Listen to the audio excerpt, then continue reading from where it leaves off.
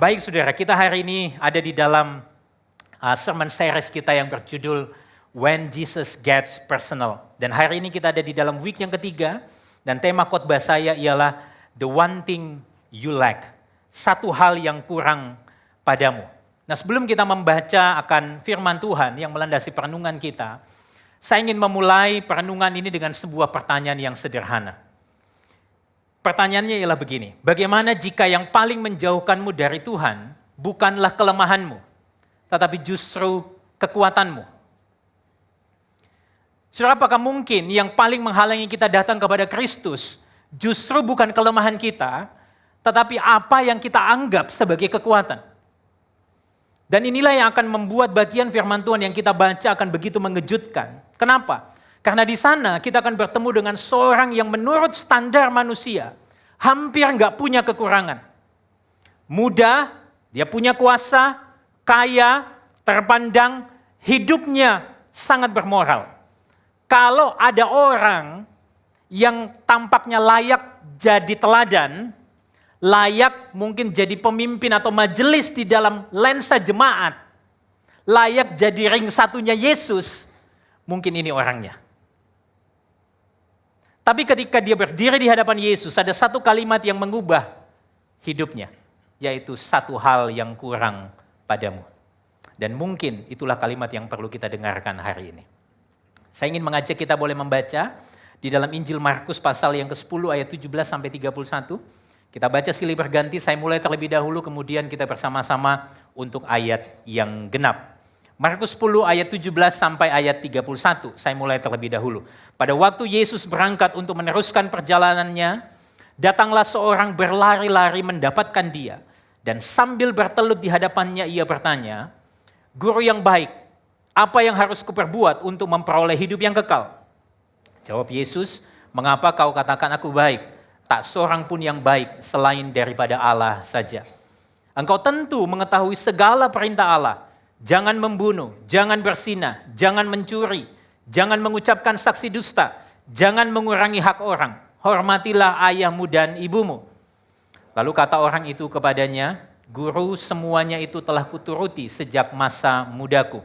Ayat 21, tetapi Yesus memandang dia dan menaruh kasih kepadanya. Lalu berkata kepadanya, "Hanya satu lagi kekuranganmu.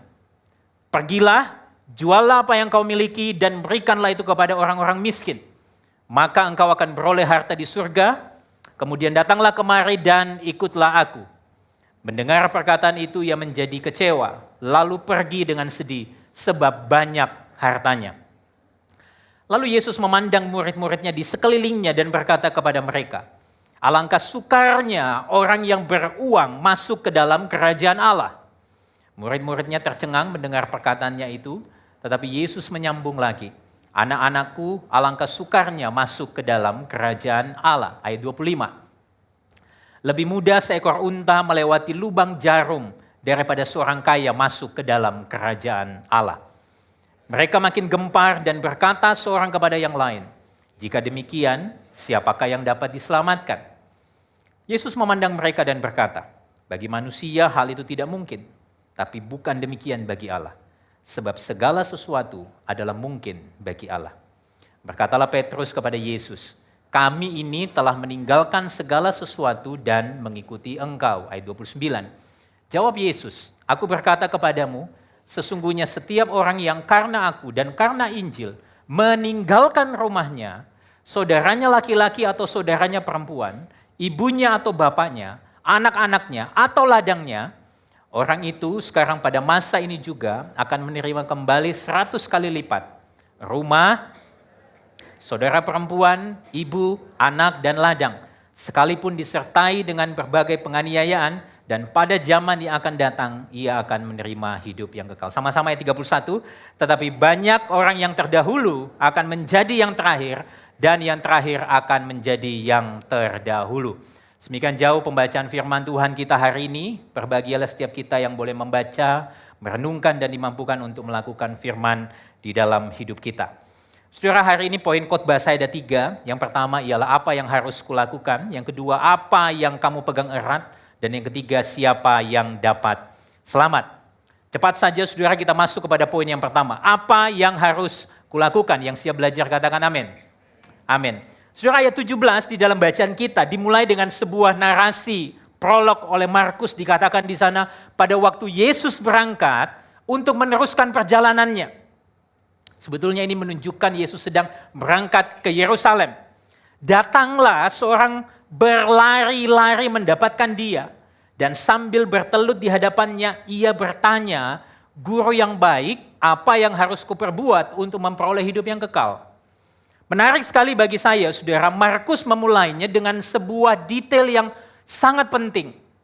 Saya ingin kita tidak melewatkan bagian ini. Di sana dikatakan, orang ini berlari. Saudara, kita perlu mengetahui budaya latar belakang dunia timur kuno pada waktu itu. Seorang pria dewasa yang terhormat itu tidak berlari. Kenapa? Karena berlari itu tidak pantas untuk orang yang terhormat. Dan pemuda yang kita baca tadi ini bukan orang sembarangan. Injil Lukas memberitahu kita bahwa dia adalah seorang pemimpin. Lebih tepatnya dia adalah seorang penguasa. Injil Matius memberitahu kita dia masih muda. Dan Injil Markus mengatakan dia sangat kaya. Dengan profil orang seperti ini, saya percaya dia pasti punya orang lain yang dapat berlari untuk dirinya. Jadi kalau dia berlari, ini bukan sesuatu yang biasa. Lalu bahkan dikatakan apa? Dia bertelut. Di mana? Di tengah jalan. Di depan umum. Di depan seorang rabi tukang kayu dari Nazaret. Seorang penguasa berlutut di jalan di depan umum, tentu ini bukan hal yang lazim. Kalau kita berhenti di sini, saudara, maka kecenderungan kita, saya dan saudara mungkin, karena kita sudah tahu ceritanya, dengan mudah kita akan bilang begini, itu kan munafik pastor. Pasti dia pura-pura. Tapi kalau kita membaca teksnya, kita nggak mendapati Yesus mengatakan bahwa dia munafik. Justru sebaliknya, Yesus mengatakan, dia mengasihi orang ini. Jadi sebetulnya orang ini adalah orang yang sangat serius. Orang yang humble.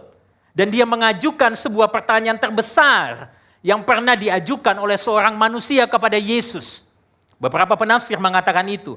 Di dalam seluruh Injil Markus, pertanyaan yang akan diajukan kepada Yesus, itu adalah pertanyaan yang terbesar yang dicatat di dalam Injil Markus. Bahkan para murid yang dekat dengan Yesus pun tidak pernah menanyakan itu. Nah, saudara, Billy Graham di dalam khotbahnya tentang Markus 10 ayat 17-31 ini pernah berkomentar dan dia mengatakan kalimat ini. Orang ini mengajukan pertanyaan yang benar, dia datang kepada pribadi yang benar, dia menerima jawaban yang benar, tapi dia pulang dengan keputusan yang salah. Dan ternyata inilah yang membuat cerita itu begitu menakutkan. Kenapa? Karena sangat mungkin kita melakukan hal yang sama. Kita tahu yang benar, tapi kita pulang dengan tangan kosong. Kita melayani di gereja, tapi di luar hati kita tidak terpaut dengan Tuhan. Dan coba perhatikan kalau kita kembali. Apa yang penguasa muda kaya raya ini tanyakan kepada Yesus? Dia tanya begini. Sama-sama kita baca. 2, 3. Guru yang baik, apa yang harus kuperbuat? Untuk apa? Memperoleh hidup yang kekal. Saya ingin kita memperhatikan bukan hanya pertanyaannya, tetapi ada sebuah tata bahasa yang penting di sana. Saudara tahu kata memperoleh di situ lebih tepat diterjemahkan sebagai kata mewarisi. Dan tahukah saudara apa yang aneh dari kalimat itu? Warisan itu tidak pernah dikerjakan. Tidak ada seorang anak di dunia ini yang mendapat warisan karena dia hebat. Warisan itu diterima karena satu alasan. Engkau anak. Saudara tidak melamar untuk jadi ahli waris. Saudara tidak diinterview apalagi menyerahkan CV untuk dapat warisan. Jadi ini sesuatu yang aneh. Dia nanya apa yang kuperbuat untuk mewarisi hidup yang kekal. Kalau saya boleh simpulkan, ada sebuah kontradiksi di dalam pertanyaan ini. Pemuda ini bicara tentang anugerah, tapi dia berpikir di dalam kategori prestasi. Apa yang aku harus perbuat? Ini prestasi bukan? Untuk mendapat hidup kekal. Padahal hidup kekal itu adalah anugerah. Dia bicara tentang hadiah, tapi dia memakai bahasa upah. Dan saudara jangan pikir bahwa itu masalah penguasa muda kaya raya ini. Tahukah saudara, ini adalah bahasa alami hati kita. Di dalam hati kita akan selalu ada dorongan untuk berkata, kalau saya cukup baik, maka Allah pasti menerima saya. Karena saya taat, Allah pasti memberkati. Saya memberi, Tuhan pasti nanti menolong. Saya melayani, Tuhan pasti nggak pernah tinggalkan. Saudara lihat, ini adalah bahasa yang sangat transaksional. Dan tahukah saudara kenapa kita terbiasa dengan ini? Karena sejak kecil, ini mungkin pesan yang baik untuk kita para orang tua. Sejak kecil sebetulnya kita seringkali melatih anak-anak kita dengan sebuah logika. Kamu adalah apa yang kamu capai. Coba, kita terbiasa dengan pertanyaan begini. Waktu SD kalau kita ditanya itu tanyanya apa? Ranking berapa? Makanya gak jarang sekolah sekarang itu banyak meniadakan ranking. Waktu SMA yang ditanya apa? Masuk mana? Waktu kuliah pertanyaannya apa? IP kamu berapa? Waktu kerja yang ditanya apa? Posisimu apa? Gajinya berapa? Terus lagi ya, kapan nikah? Kapan punya anak? Kapan punya rumah sendiri? Saudara tahu yang melelahkan bukan pertanyaannya, melainkan daftar itu gak akan pernah habis. Dan setiap kali saudara centang satu, akan muncul kotak berikutnya. Lebih mengerikan lagi, logika ini kita bawa ke gereja. Kita datang kepada Tuhan dengan pertanyaan yang sama persis. Kita tanya sama Tuhan, apa yang harus kulakukan supaya Engkau berkenan sama aku? Apa yang kurang Tuhan dari ibadahku? Saat teduh berapa lama yang cukup? Persembahan berapa persen yang aman? Pelayanan apa lagi yang aku harus ambil? Saudara lihat logikanya, kita mengganti anugerah itu jadi karir. Kita melihat Allah sebagai atasan yang harus kita senangkan. Nah, bagaimana kita tahu kalau kita sedang menghidupi pola ini, saudara? Izinkan saya berkata kepada saudara begini, orang yang hidup dengan prinsip apa yang harus kulakukan akan selalu cemas dan bertanya, apakah aku sudah cukup? Saudara, apa yang kemudian muncul di pikiran Anda kalau saya tanya kepada saudara begini? Waktu pelayanan saudara tidak dihargai, apa yang muncul pertama kali? Ketika saudara sudah berusaha hidup benar di tempat kerja, tapi tiba-tiba saudara di PHK. Waktu saudara kemudian jatuh di dalam dosa yang sama, apa yang muncul pertama kali dalam pikiran saudara? Bisa jadi kita mungkin berpikir, oh Tuhan pasti kecewa sama aku. Ini Tuhan mungkin jauh sama saya. Aku tidak layak datang sama Tuhan. Tapi di sisi lain kita perlu tanya, waktu saat teduh saudara jalan lancar, gak bolong sama sekali. Waktu saudara berdoa dan saudara terima jawaban doa. Waktu bisnis saudara berhasil, kira-kira apa yang muncul dalam pikiran saudara? Wah, Tuhan pasti senang dengan hidupku. Aku tidak kayak dia. Hidupku lebih berkenan sama Tuhan dibanding dia. Dan karena aku hidup benar, maka Tuhan itu memberkati aku. Saudara, yang saya mau katakan kepada saudara begini, kalau hubungan kita dengan Tuhan itu naik turun mengikuti performa rohani kita, maka tanpa sadar kita sedang hidup dengan logika yang sama seperti penguasa muda kaya raya itu. Kita tidak sedang hidup sebagai anak yang telah diterima, melainkan seperti karyawan yang setiap hari menunggu hasil evaluasi dari pimpinan. Dan tahukah saudara, ini menunjukkan mentalitas agama di dalam dunia ini. Agama-agama di dalam dunia ini akan selalu mengarahkan kita untuk melihat apa yang sudah kulakukan. Dan kita akan selalu bertanya, apakah aku sudah cukup? Akibatnya apa? Menghasilkan orang-orang yang hidupnya di dalam kecemasan. Tapi Injil justru menunjukkan, lihatlah apa yang sudah Kristus lakukan. Kristus cukup. Dan akhirnya melahirkan anak-anak yang dikasihi. Inilah perbedaan yang paling mendasar antara agama dan Injil. Setelah penguasa muda kaya raya ini bertanya, apa yang menjadi jawaban Yesus? Coba perhatikan, Yesus menjawab ayat 18, sama-sama kita baca sekali lagi, 2, 3. Jawab Yesus, mengapa kau katakan aku baik? Tak seorang pun yang baik selain daripada Allah saja. Saudara, apa sih maksud daripada perkataan ini? Beberapa orang bilang bahwa apakah Yesus sedang menyangkal bahwa dia baik? Tentu bukan. Yesus tidak sedang menyangkal bahwa dia baik. Yesus juga tidak sedang menyangkal tentang keilahiannya. Tapi tahukah saudara, waktu dia berkata, mengapa kau katakan aku baik? Yesus sedang menantang pengertian orang muda ini tentang apa itu baik. Nah saudara, saya ingin meminjam cara pikir dari seorang teolog namanya John Frame dalam bukunya Systematic Theology. Dia menjelaskan bahwa baik itu sebetulnya ada 3 unsur, 3 lapisan.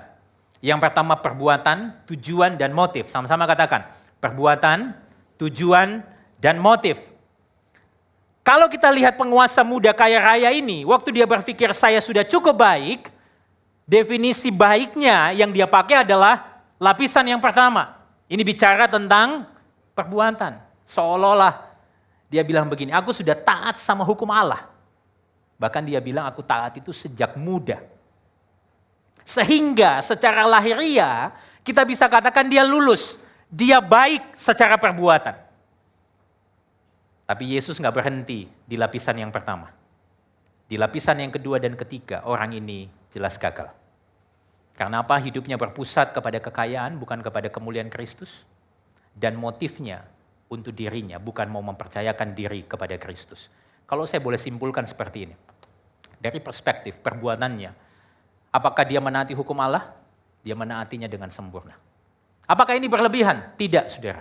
Bahkan Paulus pernah bilang dalam Filipi 3 ayat 6, semua hukum Taurat itu kutaati dengan sempurna. Jadi ini bukan sebuah hiperbola atau sesuatu yang dibesar-besarkan. Dia betul-betul menaatinya. Saudara lihat, jangan membunuh, jangan berzina seperti katekismus kita. Dia menaati semua hukum, dari hukum yang ke-5 sampai hukum yang ke-10. Tapi saudara tahu apa yang gagal dari dia? Dia gagal menaati hukum yang pertama. Tujuannya, apakah dia hidup untuk kemuliaan Allah? Tidak. Hidupnya berpusat kepada kekayaannya. Nanti kita lihat setelah ini. Motifnya apa? Apakah lahir dari iman dan kasih kepada Allah? Tidak.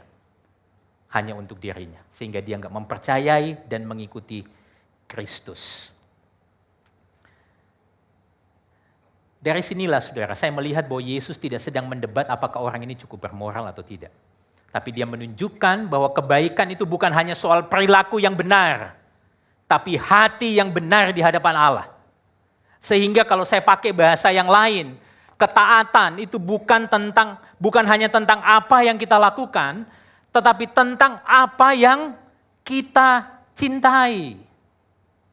Jadi waktu kita melakukan sesuatu dengan benar, apakah itu cukup? Cukup baik? Belum tentu. Karena kita perlu masuk ke apa? Kepada motivasinya, tujuannya. Saudara, kita ini bisa menuruti semua perintah Tuhan mungkin sama seperti pengusaha muda ini. Tapi belum tentu kita mencintai Tuhan. Kita bisa melayani di gereja, tapi jangan-jangan kita melayani demi memuaskan ego kita. Nah sampai di sini mungkin saudara mikir begini, kalau begitu masalah orang ini apa sih? Dari tadi kita nggak bicarain masalahnya. Masalahnya apa? Kita masuk kepada poin yang kedua. Apa yang kamu pegang erat? Coba lihat ayat 21, ada yang menarik di sana. Di sana dikatakan begini, tetapi Yesus memandang dia dan menaruh kasih kepadanya. Saudara, kata memandang yang dipakai oleh Injil Markus di sini lebih tajam diterjemahkan itu adalah meneliti dengan jelas. Yesus menilai dengan benar. Artinya tatapan Yesus menembus lapisan luar dari hidupnya. Yesus tidak pernah tertipu oleh penampilan orang dan Yesus juga tidak pernah tertipu oleh kesalehan seseorang. Dan kata yang lain yang dimunculkan di dalam ayat ini adalah Yesus itu menaruh kasih kepadanya. Menarik sekali. Tadi saya bilang, Kalau kita bilang orang ini munafik, ternyata perikop ini tidak menjelaskan itu. Tapi bahkan Yesus menaruh kasih kepadanya. Dan kenapa kalimat ini penting, saudara? Karena nanti kita akan melihat ada sebuah perkataan yang sangat keras yang dikatakan oleh Yesus kepada orang ini, dan kita perlu tahu dari mana kalimat itu datang. Kalimat itu datang dari kasih. Makanya tidak heran, saudara, seorang penafsir yang namanya James Edward mengatakan ini, Yesus tidak memandang kemunafikan itu dengan kasih. Waktu munafik, Yesus akan bilang munafik, tapi begitu Yesus mengasihi, dia akan mengasihi orang ini. Ini seperti pisau bedah di tangan perampok dan di tangan dokter bedah. Pisau yang sama kalau memotong bisa berdarah, yang berbeda adalah motivasinya. Waktu firman hari ini mungkin terdengar seperti menusuk dan tajam di hati saudara. Saudara perlu tahu bahwa ini bentuk teguran kasih yang dinyatakan Tuhan buat kita. Dan perhatikan ini, apa yang Yesus katakan kepada orang itu? Hanya satu lagi kekuranganmu. Sama-sama baca, 2, 3. Pergilah, juallah apa yang kau miliki dan berikanlah itu kepada orang-orang miskin. Maka engkau akan beroleh harta di surga. Kemudian datanglah kemari dan ikutlah aku. Kalau saya membayangkan saya menjadi orang itu, mungkin saya sudah bersiap-siap dengan kalimat yang lain. Bisa jadi Yesus bilang begini, Nat, ada dosa yang tersembunyi di hatimu. Di pikiranmu juga. Ini tentang kamu sombong nih. Tapi lihat apa yang Yesus katakan. Pergi, jual segala milikmu. Berikan itu kepada orang miskin, kemudian datang kemari dan ikutlah aku. Yesus tidak menyebut satu dosa pun. Yesus tidak mengatakan kamu kurang bertobat dari persinahanmu. Juga bukan tentang kamu kurang jujur di dalam bisnismu. Tapi apa yang Yesus katakan? Yesus menyebut tentang harta. Lepaskan yang baik yang kamu genggam itu. Dan bagi saya, saudara, ini adalah salah satu perkataan yang paling mengganggu di dalam seluruh Injil. Yesus tidak menunjukkan kepada orang ini hal-hal yang buruk di dalam hidupnya, tapi justru hal yang terbaik. Yesus tidak menyatakan kelemahannya, tapi menunjukkan kekuatannya. Itulah sebabnya saudara Tim Keller pernah bilang begini, di dalam sebuah khotbah mengomentari perikop ini. Kalau Anda hanya bertobat dari dosa-dosa Anda, itu hanya menjadikan Anda seorang yang beragama, a religious person. Kalau Anda ingin menjadi seorang Kristen, Anda harus bertobat dari cara Anda menggunakan hal-hal baik yang Anda miliki. Mungkin kita bingung, kita tanya, loh pastor, bukankah kita harus bertobat dari dosa? Lalu kenapa hari ini pastor bilang mengapa kita perlu bertobat dari hal-hal yang baik? Izinkan saya menjelaskan kepada saudara seperti ini. Uang, keluarga, pekerjaan, pelayanan, reputasi bukan sesuatu yang jahat. Semuanya adalah pemberian Allah yang baik. Yang perlu kita pertobatkan bukanlah keberadaan hal-hal yang baik itu, melainkan cara hati kita memperlakukan hal-hal yang baik itu. Dan tanpa sadar bisa hal-hal yang baik itu menjadi sumber identitas kita, rasa aman kita, sukacita kita, ataupun nilai diri kita. Ujungnya kita akan lebih bergantung kepada pemberian yang baik daripada Tuhan, sang pemberi sesuatu yang baik itu. Nah mungkin kita sudah biasa dengar ini saudara. Tapi pertanyaan selanjutnya adalah bagaimana kita tahu kita perlu bertobat dari hal-hal baik yang kita miliki. 3 pertanyaan diagnosa penting. Sebentar kita perlu stop and reflect dulu di bagian ini. Coba tanya ini. Apa yang jika Tuhan ambil dari hidup Anda, membuat Anda merasa hidup ini tidak berarti lagi? Saya nggak bilang apa yang membuat Anda sedih kalau Tuhan ambil. Tidak. Apa yang sesuatu kalau Tuhan ambil dari hidup Anda juga berakhir. Dan itulah yang paling Anda hargai.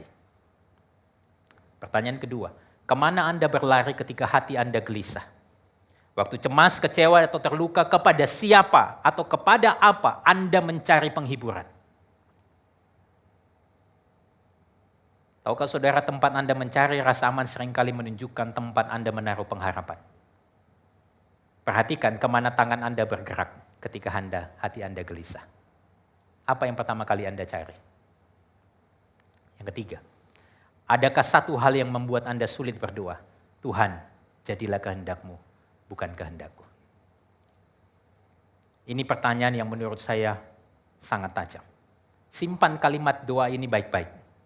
Karena nanti di akhir khotbah kita akan mendengar lagi dari mulut Yesus sendiri di Taman Getsemani. Dan kalau kita kembali ke cerita yang kita baca. Setelah Yesus berkata, pergi jual apa yang kamu miliki, berikan kepada orang miskin. Datanglah kemari dan ikutlah aku. Apa yang jadi responnya? Ayat 22 mengatakan apa? Mendengar perkataan itu dia menjadi kecewa. Dan pergi dengan sedih sebab banyak hartanya.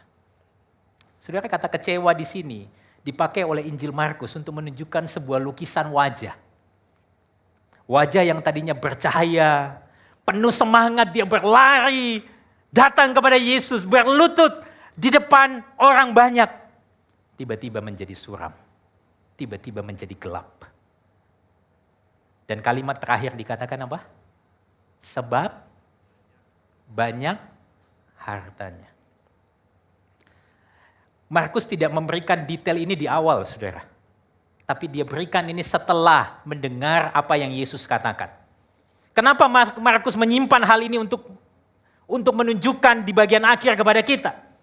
Saudara, saya pikir karena Markus sedang menunjukkan sesuatu. Kekayaan orang ini tidak terlihat di sepanjang percakapan. Sampai kekayaan itu diminta. Berapa banyak dari kita, saudara, kalau kita ngobrol sama orang, ada hal-hal yang tidak kelihatan bukan? Dari motif orang itu. Sampai kita bisa ketemu satu pertanyaan yang menunjukkan motivasinya. Nah, jadi dengan kata lain, saya pengen bilang begini. Berhala itu tidak nampak sampai berhala itu disentuh. Mungkin saudara bilang, aku tidak punya berhala, pastor. Tunggu dulu. Sampai nanti ada sesuatu yang menyentuh itu, lalu keluar. Dari ayat ini sebetulnya saya melihat ada dua hal yang tragis. Apa itu, saudara? Yang pertama, dia nggak mendebat Yesus. Dia nggak berkata bilang ini, tunggu dulu guru. Apakah ada ayat yang mendukung ini semua? Kan biasa kayak begitu kan? Dikasih nasihat, lalu bilang ini, pastor ayatnya mana? Dia nggak juga bilang sama Tuhan begini, oke Tuhan, oke guru, boleh nggak saya minta waktu untuk mikir? Dia juga nggak nawar sama Tuhan. Kalau 70% boleh enggak? Ini relate enggak dengan kita? Dia hanya pergi dengan sedih. Artinya apa? Orang ini tahu kalau Yesus benar. Karena kalau dia pikir Yesus salah, dia pasti akan marah dan bukan sedih. Yang kedua, yang ironis bagi saya, yang tragis bagi saya adalah dia pergi berjalan menjauh dari satu-satunya pribadi yang menatapnya dengan kasih. Kalau saya boleh simpulkan, saudara, orang ini nggak kehilangan uangnya. Dia tetap kaya, tapi dia kehilangan Kristus. Dia mempertahankan apa yang tidak dapat menyelamatkannya. Dan dia meninggalkan pribadi yang dapat memberikannya hidup yang kekal. Itulah sebabnya hari ini bagi kita, pertanyaannya bukan apakah saya itu punya berhala, apakah kita punya berhala. Pertanyaan sesungguhnya ialah, apa yang akan terjadi kalau Yesus meminta Anda menyerahkan hal-hal yang paling Anda cintai. Saudara, orang muda ini tidak pergi karena Yesus meminta terlalu banyak. Dia pergi karena ada sesuatu yang lebih dia cintai daripada Yesus. Dan sekarang pertanyaannya ialah bagi kita, kalau Yesus berkata kepada kita hari ini, lepaskan itu dan ikutlah aku. Apakah kita akan mengikut dia? Atau justru kita seperti orang muda itu, kita pulang dengan sedih dan kecewa. Nah, sebelum saya masuk kepada poin yang ketiga, saya ingin menjelaskan dua hal di dalam bagian ini. Mungkin saudara tanya tadi, poin pertama kan bicara hidup kekal itu diterima pastor, bukan diusahakan. Tapi kenapa tiba-tiba poin yang kedua, seolah-olah Yesus berkata, jual segala milikmu. Saudara, tahukah saudara bahwa pertanyaan atau perintah yang Yesus berikan itu sifatnya diagnostik, bukan transaksional. Yesus tidak sedang menyingkapkan atau menetapkan sebuah harga keselamatan, tapi dia sedang membongkar isi hati orang itu. Sehingga perintah itu bukan tarif, melainkan pisau bedah yang menyingkapkan berhalanya. Yang kedua, Kita perlu hati-hati di dalam penerapannya. Saya nggak mau tiba-tiba saudara pulang dan bilang ini, oh tim pastoral atau pastor Nathan atau pastor Mike atau siapapun suruh kita jual pergi lalu ikut Yesus. Hati-hati untuk penerapan bagian ini saudara. Yesus tidak sedang memerintahkan semua orang menjual hartanya. Yang setuju katakan amin. Wah puji Tuhan pulang gak disuruh jual harta. Buktinya apa saudara? Sakeus menyerahkan setengah hartanya sebagai buah pertobatannya. Dan Yesus menerimanya bukan? Yusuf dari Arimatea tetap seorang yang kaya. Tapi kekayaannya dipakai untuk menghormati Kristus dengan menyediakan kubur baginya. Tapi jangan kemudian saudara bilang begini, aduh aman, puji Tuhan. Ternyata perintah itu cuma untuk orang itu, bukan buat saya. Yang saya mau katakan kepada saudara begini, bentuk panggilan kita itu bisa beda-beda. Tapi intinya tetap sama. Kristus harus lebih berharga dari apapun. Dan bagi sebagian orang, itu mungkin artinya melepaskan sesuatu, termasuk harta yang paling mereka cintai. Nah sekarang kita masuk kepada poin yang ketiga. Siapa yang dapat selamat? Saudara kalau kita meneruskan bacaan kita di dalam ayat 23, di situ dikatakan begini. Lalu Yesus memandang murid-muridnya di sekelilingnya dan berkata kepada mereka, alangkah sukarnya orang yang beruang masuk ke dalam kerajaan Allah. Saudara saya tidak ingin melewatkan bagian ini lalu berlalu begitu saja. Saya melihat ini bukan sekedar Yesus melirik kepada murid-muridnya, tapi ini adalah sebuah pandangan yang penuh makna. Seolah-olah Yesus sedang mengajukan sebuah pertanyaan kepada murid-muridnya. Sekarang bagaimana dengan kalian? Apakah kalian juga akan pergi? Lalu Yesus bilang alangkah sukarnya orang yang beruang masuk ke dalam kerajaan Allah. Apa yang menjadi reaksi para murid? Apa yang mereka katakan? Apakah mereka berkata, nah bagus. Memang benar Tuhan, orang kaya itu susah diatur. Mereka sombong. Kadang-kadang pelit lagi. Mereka nggak mau duduk di belakang kalau diatur. Selalu mintanya di depan. Kalau parkir, minta di depan. Nggak boleh yang di belakang. Apakah mereka mengatakan itu? Enggak, saudara. Ayat 24 dan 26 mencatat ini. Sama-sama kita baca, 2-3. Murid-muridnya tercengang mendengar perkataannya itu. Tapi Yesus menyambung lagi. Anak-anakku, alangkah sukarnya masuk ke dalam kerajaan Allah. Mereka makin gempar dan berkata seorang kepada yang lain, jika demikian siapakah yang dapat diselamatkan? Mereka tercengang dan kemudian berkata seorang kepada yang lain, kalau begitu siapa yang dapat diselamatkan? Kenapa mereka terkejut? Karena sangat mungkin di dalam pembacaan dan perenungan saya, mereka berpikir sebetulnya orang muda ini adalah kandidat yang terbaik untuk masuk kerajaan Allah. Kaya, dalam budaya Yahudi, kaya itu seringkali dianggap sebagai tanda berkatnya Allah. Dia bermoral, sejak kecil dia berusaha menaati hukum Taurat. Muda, punya kedudukan, ini masa depannya cerah sekali. Kalau orang seperti ini nggak masuk kerajaan Allah, lantas siapa yang bisa?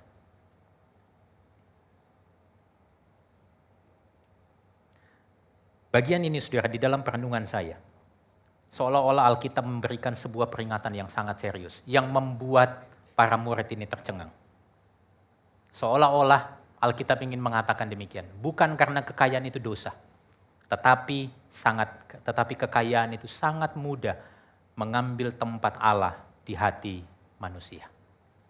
Saudara kalau baca Injil, begitu banyak perkataan Yesus tentang kekayaan. Tapi saudara jangan salah mengerti. Bahayanya bukan terletak pada banyak atau sedikitnya harta. Melainkan pada hati manusia. Kalau orang kaya dapat menjadikan kekayaannya sebagai berhala, maka izinkan saya berkata, yang miskin pun dapat menjadikan kerinduan akan kaya itu sebagai berhala. Ada seorang pendeta asal Scotland, namanya George MacDonald, dia pernah mengatakan kalimat ini. Bukan hanya orang kaya yang diperbudak oleh uang. Orang yang tidak memiliki uang tetapi hidupnya terus dikuasai oleh keinginan untuk memilikinya juga adalah seorang budak. Uang yang dimiliki orang kaya dan uang yang terus diidam-idamkan orang miskin sama-sama dapat membuat hati manusia buta terhadap Allah. Saudara, kenapa kita bisa menyimpulkan hal ini? Karena kalau saudara lihat, compare ayat 23 dan 24. 2 kali Yesus mengatakan, Alangkah sukarnya orang yang beruang masuk ke dalam kerajaan Allah. Ayat 23. Tapi tiba-tiba di dalam ayat 24. Satu ayat setelah itu. Apa yang Yesus katakan? Baca sama-sama yang diberi warna di sana. 2, 3.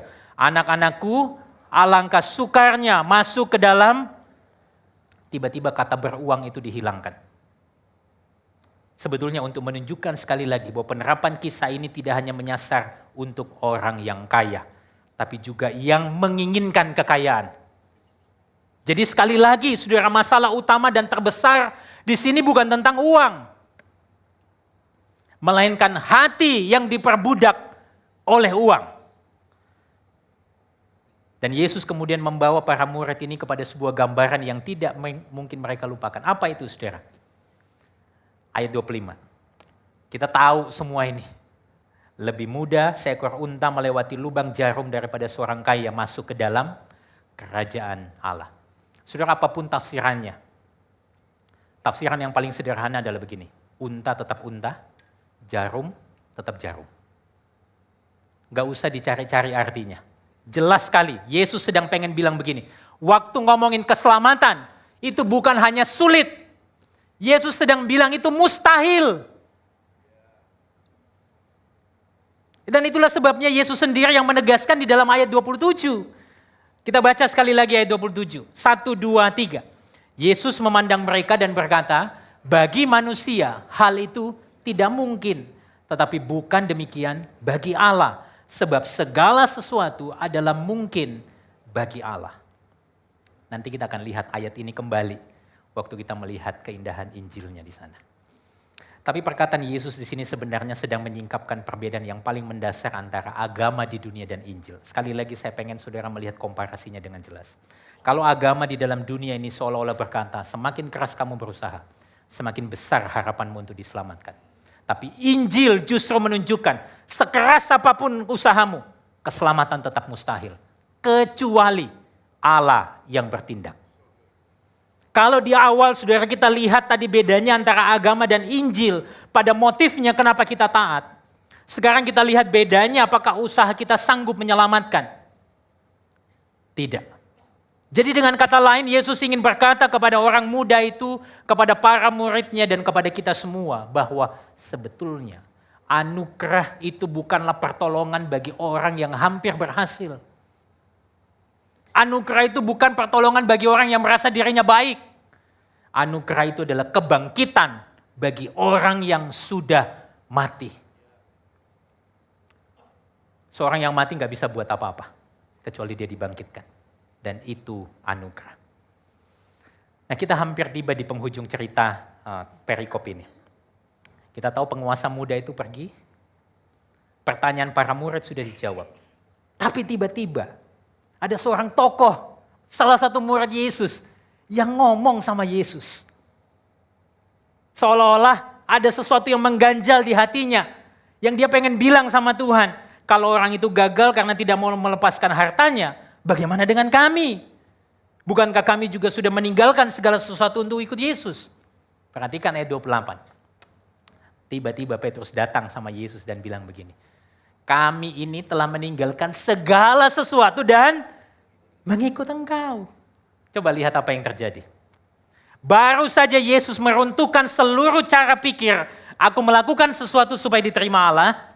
Di dalam sesaat Petrus bangun itu kembali. Seakan-akan dia berkata, Tuhan, orang muda itu memang gagal. Tapi kami ini beda. Kami sudah meninggalkan segala sesuatu. Perhatikan saudara. Petrus masih hitung. Ia menghitung pengorbanannya. Dan disitulah bahayanya. Karena pengorbanan yang dihitung akhirnya berhenti jadi persembahan. Dan berubah jadi tagihan kepada Tuhan. Yesus kemudian mengubah cara berhitung Petrus. Yesus sekali lagi bicara tentang anugerah Allah. Yang mengarahkan pandangannya kepada apa yang Allah sediakan bagi setiap orang yang mengikuti Dia. Karena itu saudara, Yesus bilang ayat 29 ayat 30. Kita baca sekali lagi sama-sama. 2, 3. Jawab Yesus, aku berkata kepadamu, sesungguhnya setiap orang yang karena aku dan karena Injil meninggalkan rumahnya, saudaranya laki-laki atau saudaranya perempuan, ibunya atau bapaknya, anak-anaknya atau ladangnya, orang itu sekarang pada masa ini juga akan menerima kembali 100 kali lipat. Rumah, saudara laki-laki, saudara perempuan, ibu, anak, dan ladang. Sekalipun disertai berbagai penganiayaan. Dan pada zaman yang akan datang, menerima hidup yang kekal. Saudara, kalau saya ngomongin prosperity di ayat ini, saya yakin saudara akan pulang dengan happy. Wah, kalau gitu saya kasih Tuhan, Tuhan nanti berkati 100 kali lipat. Haleluya. Tapi kalau saudara membaca ayat ini dari kacamata materi, kita akan kehilangan inti perkataan Yesus. Di sini Yesus bukan sedang memberikan rumus investasi rohani. Tinggalkan 1 lalu dapat 100. Tapi dia sedang bicara tentang kelimpahan hidup di dalam kerajaan Allah yang dialami melalui komunitas umat Allah, yaitu gereja. Karena itu saudara, waktu seseorang kehilangan rumah, keluarga, atau relasi karena mengikut Yesus, dia tidak akan sendirian. Dia punya keluarga yang baru, yaitu gereja. Jadi dengan kata lain, Yesus bukan sedang berkata, ikut aku supaya kamu dapat lebih banyak. Yesus sedang berkata, ikut aku dan engkau akan menemukan bahwa apa yang kau terima di dalam aku jauh lebih besar daripada apa yang engkau lepaskan. Dan coba perhatikan, Yesus berbicara dengan sangat jujur. Dia tidak pernah berkata bahwa ikut dia menjadi, kemudian hidup itu jadi sangat mudah. Ada ayat, kalimat yang sangat mudah kita abaikan di sana. Dikatakan apa? Disertai berbagai penganiayaan. Di tengah semua janji itu, Yesus menyisipkan satu kalimat yang penting ini. Artinya apa? Mengikuti Yesus tidak pernah bebas dari penderitaan. Tetapi di dalam penderitaan itu, seolah-olah Yesus sedang berkata, ikut aku dan engkau akan menemukan bahwa aku jauh lebih berharga dari apapun yang engkau lepaskan. Dan Yesus menutup percakapan di dalam bacaan kita dengan sebuah pembalikan. Ayat 31 bilang begini. Tapi banyak orang yang terdahulu akan menjadi yang terakhir, dan yang terakhir akan menjadi yang terdahulu. Saudara, di mata dunia orang muda, kaya, itu berada di barisan yang paling depan. Sebaliknya, para murid hanyalah nelayan, pemungut cukai, orang biasa yang tidak punya apapun untuk dibanggakan. Tapi di dalam kerajaan Allah urutannya justru dibalik. Saudara, kalau kita berhenti di sini, saya menjumpai seolah-olah penulis Injil Markus itu mengarahkan kita untuk melihat 2 tokoh manusia yang sedang berhadapan. Ini pembalikan yang saudara perlu perhatikan baik-baik.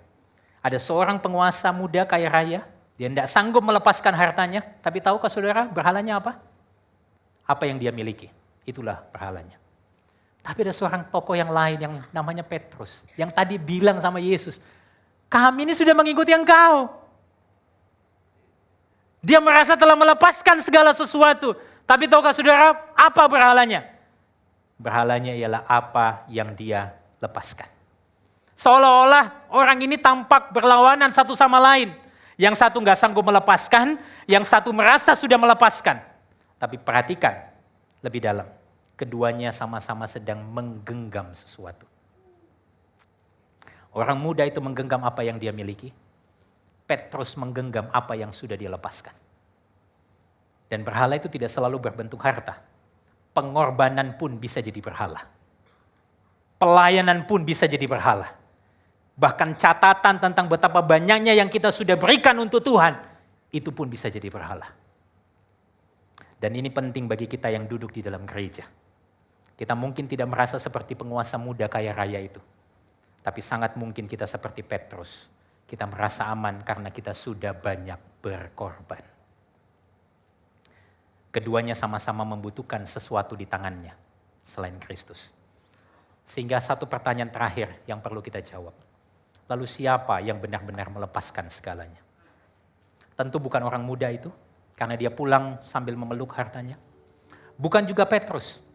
Yang ia tinggalkan hanyalah sebuah perahu dan beberapa jala, dan itu pun dia masih hitung. Saya ingin saudara melihat Yesus di dalam cerita ini bukan hanya sebagai guru yang kasih nasihat, tetapi sebagai penguasa muda kaya raya yang sejati. Saudara, kenapa saya mengatakan ini? Waktu Yesus sedang berbicara dengan penguasa muda kaya raya itu, dia juga seorang muda.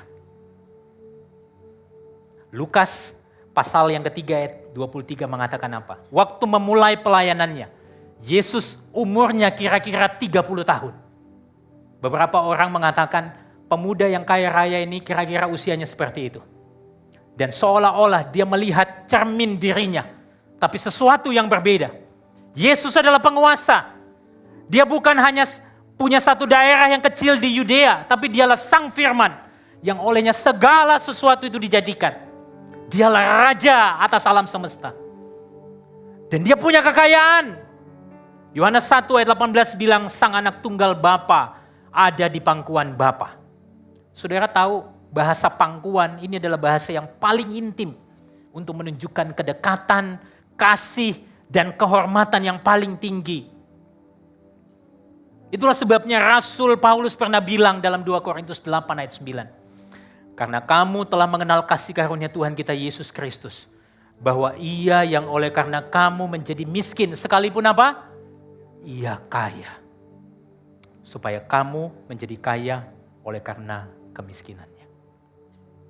Siapa yang benar-benar melepaskan segalanya? Yesus. Dan bagaimana Yesus menjadi miskin? Saudara lihat, dia meninggalkan tahtanya di surga. Datang ke dalam dunia, lahir di sebuah kandang yang hina. Dia meninggalkan kemuliaannya. Dia mengambil rupa seorang hamba bahkan menjadi budak. Dia punya segala sesuatu di dalam dunia ini. Tapi dia pernah bilang, anak manusia gak punya tempat untuk meletakkan kepalanya. Dia sebetulnya pribadi yang layak disembah para malaikat. Tapi justru ditolak oleh manusia ciptaannya sendiri. Dia punya persekutuan yang sempurna dengan Bapa sejak kekekalan. Tapi tahukah saudara, di kayu salib dia berseru, Allahku, Allahku, mengapa engkau meninggalkan aku? Dia punya mahkota kemuliaan. Tapi di salib dia mengenakan mahkota duri. Dia pemilik segala sesuatu. Tapi ketika dia disalib, dia gak punya apa-apa.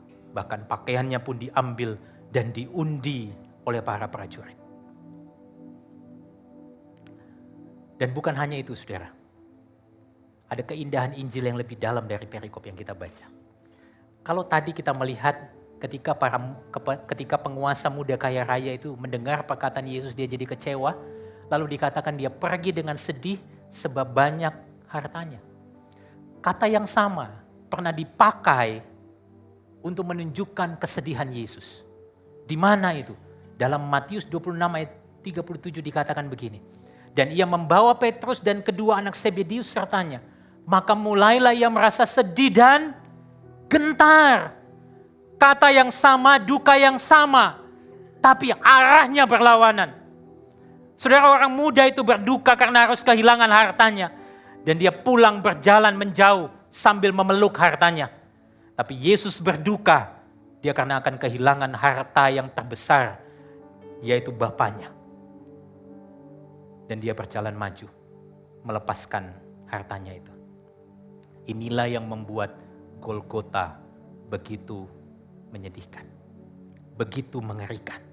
Bukan karena paku yang tertusuk di tangan kakinya. Tapi karena ia tahu bahwa di salib itu. Ia akan mengalami satu hal yang belum pernah dia alami di dalam kekekalan. Yaitu ditinggalkan oleh Bapa. Dan saudara perhatikan ini. Di Getsemani di dalam Markus 14 ayat 36. Di situ dikatakan Yesus berseru, ya Aba, ya Bapa. Tidak ada yang mustahil bagimu. Perkataan ini langsung mengingatkan kita kepada apa? Ketika Yesus berkata di dalam Markus 10 ayat 27 tadi. Lalu dia bilang, ambil cawan ini daripadaku. Tapi janganlah apa yang aku kehendaki, melainkan apa yang engkau kehendaki. Apa artinya, saudara? Hari ini kita semua adalah orang-orang yang layak dimurkai. Tapi kemustahilan keselamatan kita itu ditanggung sempurna oleh ketaatannya. Apa implikasi bagi kita hari ini? Saudara, Yesus yang tidak pernah kekurangan apapun. Dia kemudian kehilangan segalanya. Supaya hari ini kita yang kekurangan segalanya tidak lagi kekurangan apapun. Hari ini apapun yang jadi kondisi kita. Kaya, miskin, kelimpahan, kekurangan, sukacita, dukacita, Dengan yakin hari ini kita bisa bilang, Kristus cukup.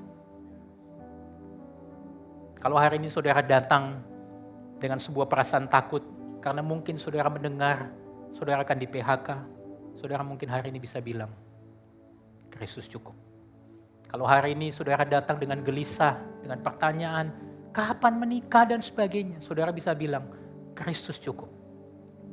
Kalau hari ini saudara menghadapi bisnis yang gak karu-karuan, hancur, hari ini saudara bisa datang di hadapan salib dan bilang, Kristus cukup.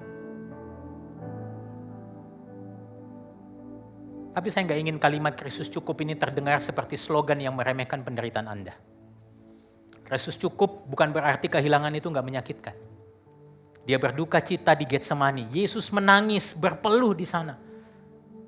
Tapi ingatlah, Yesus sudah tanggung itu semua dengan sempurna buat kita. Waktu pemberian yang baik itu lepas dari genggaman tangan kita. Hari ini kita bisa menyadari bahwa Tuhan tetap bersama-sama dengan kita. Dialah Allah Immanuel. Dia bersama-sama dengan kita. Beri kemuliaan untuk Tuhan kita. Wow. Saudara, apa yang menjadi perenungan dan pertanyaan reflektif buat kita? Hari ini, hal apa yang sedang Anda andalkan selain Kristus? Waktu, uang, dan pikiran saya paling banyak saya berikan untuk apa? Apa hal yang paling berat untuk saya lepaskan jika Kristus memintanya? Dan kenapa itu sulit? Dan yang ketiga, satu hal apa yang akan berubah dalam hidup saya minggu ini? Kalau saya sungguh percaya bahwa Kristus cukup. Mari saya mengajak kita boleh berdiri bersama-sama. Kita melihat implikasi Injilnya bagi kita hari ini ada 3. Yang pertama, kita baca bersama-sama bagian ini 2, 3. Orang berinjil hidup dengan rasa aman karena telah menjadi anak Allah. Bukan dengan rasa cemas karena harus membuktikan diri. Yang kedua, orang berinjil menikmati hal-hal baik tanpa diperbudak olehnya. Karena Kristus sudah menjadi hartanya yang termulia. Yang ketiga, orang berinjil menjadi keluarga bagi mereka yang kehilangan segalanya karena Kristus. Bukan berjalan pergi menjaga miliknya sendiri. Sekali lagi beri kemuliaan untuk Tuhan kita.